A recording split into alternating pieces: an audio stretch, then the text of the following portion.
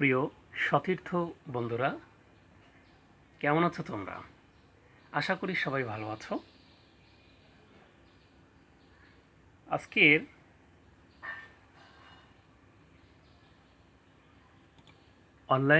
Online ক্লাসের পক্ষ থেকে তোমাদের সবাইকে স্বাগতম।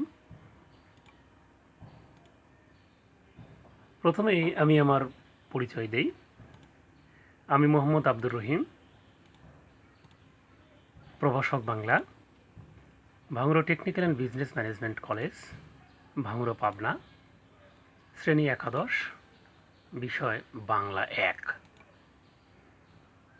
প্রিয় শিক্ষার্থী বন্ধুরা, আমরা বাংলা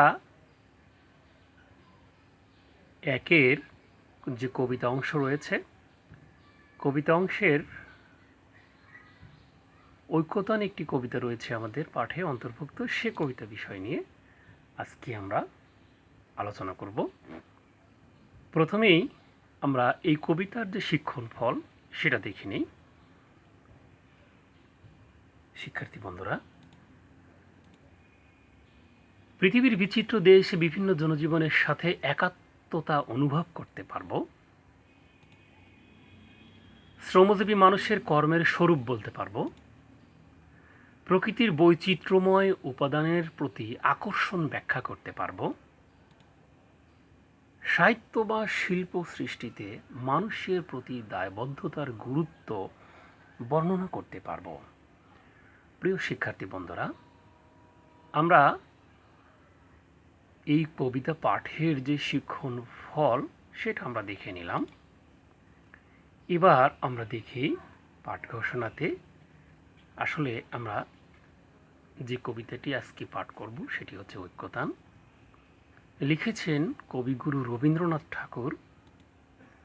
আমরা স্বল্প পরিসরে রবীন্দ্রনাথ ঠাকুর সম্পর্কে একটু জেনে নেব। প্রিয় শিক্ষার্থী বন্ধুরা, তোমরা প্রত্যেককেই কম বেশি রবীন্দ্রনাথ ঠাকুর সম্পর্কে জেনেছ। আজকে আমরা আবারও স্বল্প পরিসরে রবীন্দ্রনাথ ঠাকুর সম্পর্কে দেখে নেব।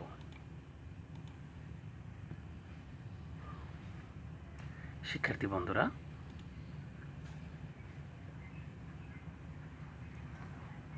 রবীন্দ্রনাথ ঠাকুর 1861 খ্রিস্টাব্দের 7 মে বাংলা 1268 সালের 25শে বৈশাখ কলকাতার বিখ্যাত ঠাকুর পরিবারে জন্মগ্রহণ করেছিলেন। তিনি বাংলা সাহিত্যের সকল শাখাতে সমানভাবে অবদান রেখেছিলেন, যে কারণে বাংলা সাহিত্যে একটা বৃহৎ রবীন্দ্র যুগ হিসেবে চিহ্নিত হয়েছে। শিক্ষার্থী বন্ধুরা, কবিগুরু রবীন্দ্রনাথ ঠাকুরের যে বনফুল নামক রচনা রয়েছে সেটা মাত্র 15 বছর বয়সে প্রকাশিত হয়েছিল। গীতাঞ্জলি কবিতার স্বনির্মিত ইংরেজি অনুবাদ ও এর জন্য তিনি এশীয়দের মধ্যে প্রথম সাহিত্যে নোবেল পুরস্কার লাভ করেছিলেন 1913 সালে। শিক্ষার্থী বন্ধুরা, মানসী, সোনার তরী, চিত্রা, খনিকা, বলাকা, পুনস, জন্মদিনে ইত্যাদি তার বিখ্যাত কাব্যগ্রন্থ।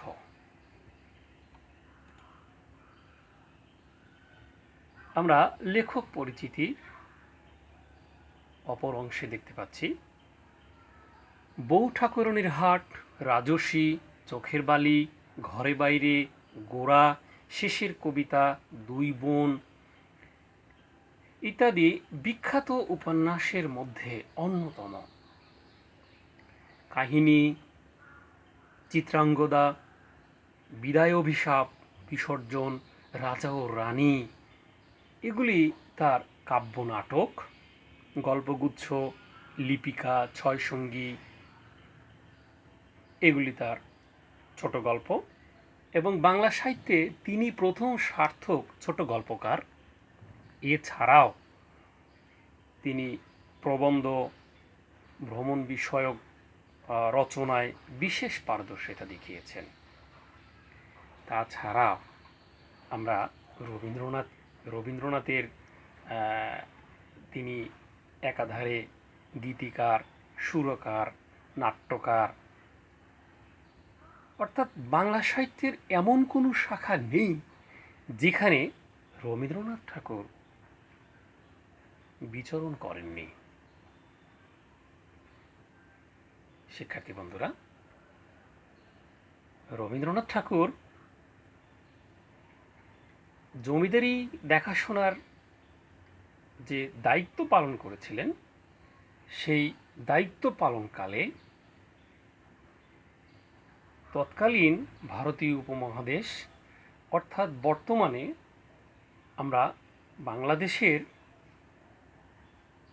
কুষ্টিয়ার শিলাইদহ আমরা সাদাতপুর বলি এবং নওগাঁর যে প্রতিসর বলি, সেইখানে কিন্তু তিনি জমিদারি দেখাশোনা করার উদ্দেশ্যে এসে বিশেষ সময় তিনি অবস্থান করতেন।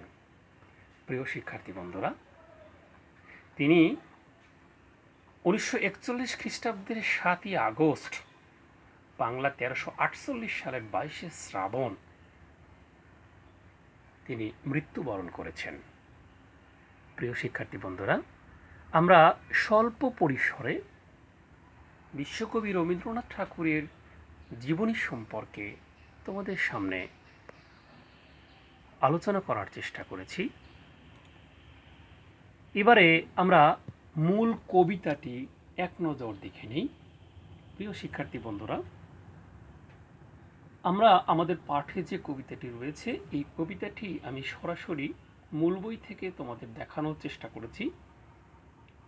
তোমরা অবশ্যই এই কবিতাটি বাসায় একাধিকবার আবৃত্তি করবে, পাঠ করবে। মূল কবিতা পাঠ করলেই কবিতার বিষয়বস্তু সম্পর্কে পরবর্তীতে খুব সহজেই আমরা যে কোনো বিষয়ের যে কোনো প্রশ্নের উত্তর দিতে পারবো। শিক্ষার্থী বন্ধুরা, আমরা এবার কবিতার যে পরে মূল যে আলোচনা, সে আলোচনায় আমরা চলে যাচ্ছি। শিক্ষার্থী বন্ধুরা, আমরা দেখতে পাচ্ছি রবীন্দ্রনাথ ঠাকুরের মৃত্যুর ঠিক 4 মাস আগে রচিত তার কাব্যগ্রন্থগুলির মধ্যে জন্মদিনে কাব্যগ্রন্থটি প্রকাশিত হয়েছিল। আর ঐক্যতান কবিতাখানি সেই শিক্ষার্থী বন্ধুরা, এটি একটি আত্মসমালোচনামূলক কবিতা। এই কবিতাতে লেখক সাহিত্য রচনার উদ্দেশ্য ও তার চেতনার নানা দিক নিয়ে আলোকপাত করেছেন, যা এই কবিতার মূলভাব হিসেবে বিবেচিত হয়েছে। বন্ধুরা, মূল পাঠের অপর অংশে আমরা দেখতে পাচ্ছি, এ মহাবিশ্বে অনেক দেশ, অনেক নদী, অনেক জীব ইত্যাদির সমাহার রয়েছে, যার ক্ষুদ্র অংশই আমরা জানি। কবি অজানাকে জানার আগ্রহে ভ্রমণ বিষয়ক বই পড়েন জ্ঞানের পিপাসা মেটাতে।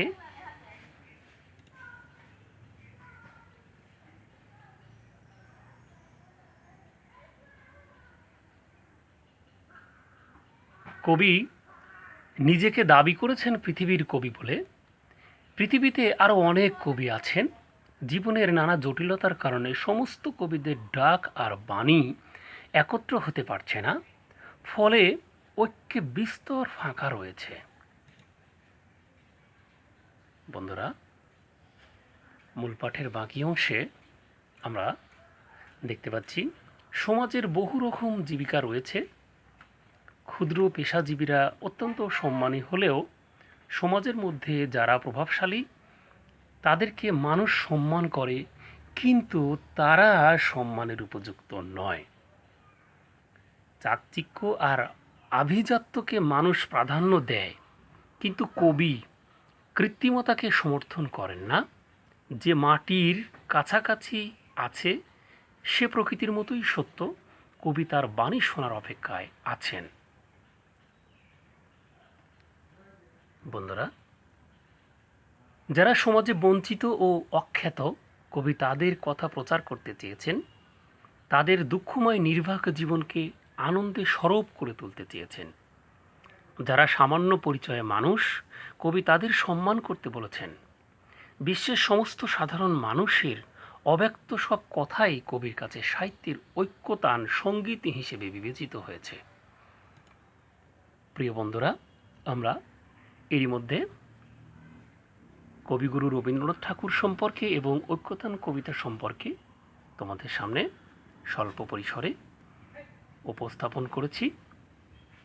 অর্থাৎ আমরা ক্লাসের প্রায় শেষের দিকে চলে এসেছি।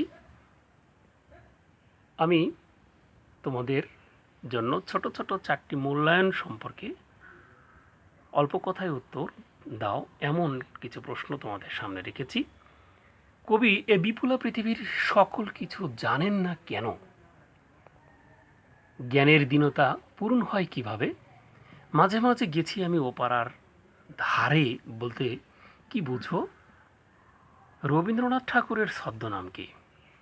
প্রিয় শিক্ষার্থী বন্ধুরা,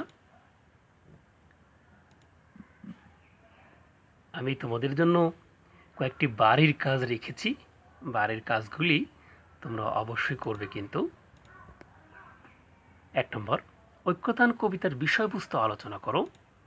2, ঐক্যতান কবিতায় কবি সমাজের প্রান্তিক ও অবহেলিত মানুষের প্রতি যে সহমর্মিতা প্রকাশ পেয়েছে তা ব্যাখ্যা করো। 3, ঐক্যতান কবিতায় নানা শ্রেণী ও পেশার শ্রমজীবী মানুষের যে গুরুত্ব আরোপ করা হয়েছে তা বিশ্লেষণ করো।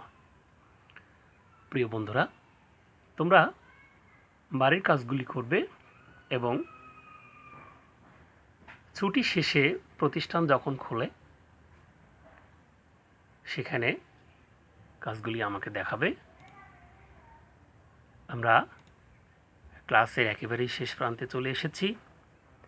আমি আবারও সবাইকে অনেক অনেক ধন্যবাদ জানিয়ে তোমরা সবাই বাড়িতে সুন্দর থাকো, সুস্থ থাকো, ভালো থাকো এবং নিয়মিত পড়াশোনা করো। সবার সুস্বাস্থ্য মঙ্গল কামনা করে আজকের অনলাইন ক্লাস এখানেই শেষ করছি। আল্লাহ হাফেজ।